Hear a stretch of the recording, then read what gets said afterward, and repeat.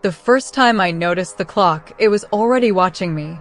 It sat in the corner of the old community center basement. A tall grandfather clock, dusty, unplugged, and impossible. Everyone said it had been broken since the 1980s. But when I walked past it that night, the second hand moved. I stopped.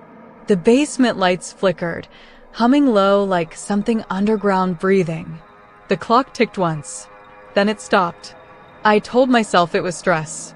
Our town had been strange lately, animals disappearing, power outages, headaches that wouldn't go away. Everyone blamed the storms.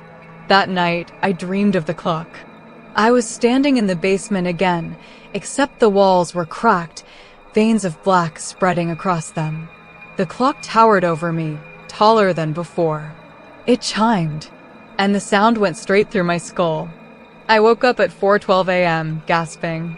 The next day, the headache started. Not pain, pressure. Like fingers pressing inside my head. At school, I couldn't focus.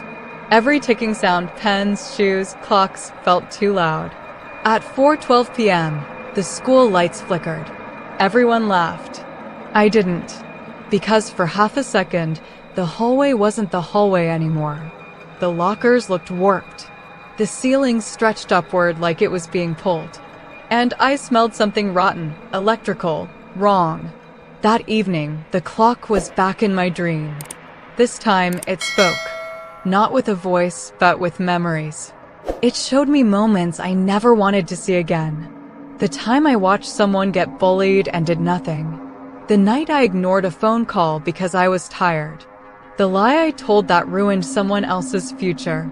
Each memory played slowly, painfully. A presence watched from the shadows. Tall, floating, twisted like a human pulled apart and stitched back together wrong. Its eyes glowed red, calm and patient. Time remembers, it whispered. And so do I. I woke up screaming. The clock in my room, digital, read 4:12 a.m. Every night after that, it got worse. The headaches grew stronger. The dreams longer. Sometimes I woke up standing. Sometimes floating.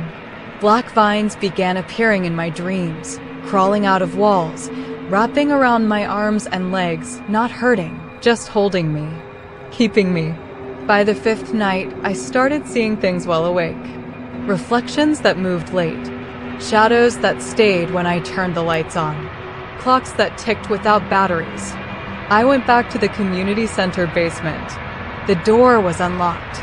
Inside, the air felt heavy, thick, like walking underwater. The clock stood where it always had. But now, it was clean. The pendulum swung. Tick, tock. I stepped closer. The lights shut off. The walls cracked open. Black vines exploded outward, grabbing me, lifting me off the floor. I couldn't scream. The basement vanished. I was somewhere else. A place between memories and nightmares. Floating debris. Broken houses. Red lightning crawling across a dark sky. And there, in the center of it all, stood him. Tall. Floating. His body twisted with veins and vines, like he had grown out of pain itself. Vecna. He circled me slowly. You feel it, don't you? Time pressing in. I tried to speak. Nothing came out. He raised a hand, and my worst memory slammed into me. Not fast. Slow. Every detail. Every regret. Your guilt opened the door, he said calmly.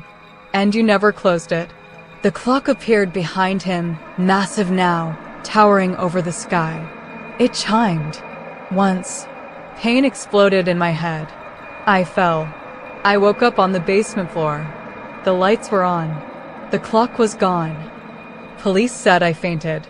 They said the basement had never had a grandfather clock. But the headaches didn't stop. Neither did the dreams. At 4:12, every clock in my house freezes. And every night I hear ticking. Not from the walls, but from inside my head. Last night, I saw black vines creeping out of my reflection. Last night, I floated for longer. Last night, Vecna spoke again. "You're almost ready. And tonight, the clock is chiming early.